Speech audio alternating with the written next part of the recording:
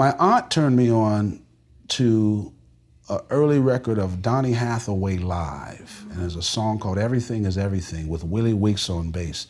And it's a live record, and there's a bass solo on there. And my aunt, who knows so much about music, doesn't play anything, but just listens. And she said, you boys gotta listen to this. And that was the first bass solo I can remember learning. And then later on, Jaco came in with Weather Report. And I'm like, wait a minute, who is this guy? And then we're hearing the song Birdland, and we're hearing that melody, do-do-do-do-do, way up high. And then someone said, that's the bass playing that. You know, and then he releases his first solo record. You know, and then I hear this. Someone says, that's bass. All that, you know. That's all bass. What? A kid doesn't think, oh, that's hard. That's gonna take me a year to learn. I gotta learn that. And I just stayed up. I literally stayed awake till I learned it. That's what I call concentrated learning. I was just in it until I got it. And then I hadn't had to practice harmonics since.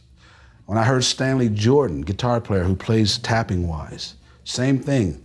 A guy played me, this record sounded like 2 and 3 guitar players. And he said, that's one guy, no overdubs. And I got the record and it said he tuned his guitar in all fourths. I borrowed one of my brother Reggie's guitars, tuned it in all fourths, and I stayed up until I learned it. Both hands, learned it. Yeah, but I was young. You don't tell a young person, no, you can't do that. That's gotta take 6 months. I learned it in a night. That's how I learned to tap. I mean, it was a long night. Again, I just didn't stay, I didn't sleep. I stayed up, but I focus and concentrate, you know? Because practice, a lot of times, repetition is just a long form of convincing yourself that you can do it. You know, because once you can do it, I mean, it's not like your muscles are bigger or stronger. You develop coordination, but you can do that here. And that's what I would do. You know, it'd be hours, might be 12 hours, but at the end, I got it. And so I've never really practiced more tapping after that. That was it. Stanley Jordan got me there. And so Larry Graham, slapping stuff, Jaco harmonics, Jaco fretless, Stanley Jordan, you know, learning drum solos. I used to learn drum solos on the bass when I was a kid, because if we didn't have a drummer in the family, every little boy wants to play drums. We want to hit something, right? And I was learning Billy Cobham licks and all kinds of stuff, which is where a lot of the thumb technique came from. So the tempo's here.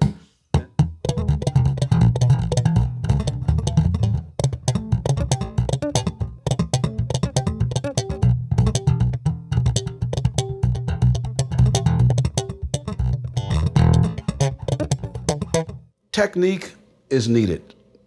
Musicality is needed also, but one complements the other. So I may have all these musical ideas, but if I don't have the technique to get them out, then I'm frustrated. But for me, the great musicians are the ones that don't really make you pay attention to any of it. Like, you know, you're not going, oh man, you know, the way he went through those chord changes are so cool, or the technique he's using. Someone like Stevie Wonder, you're just singing along.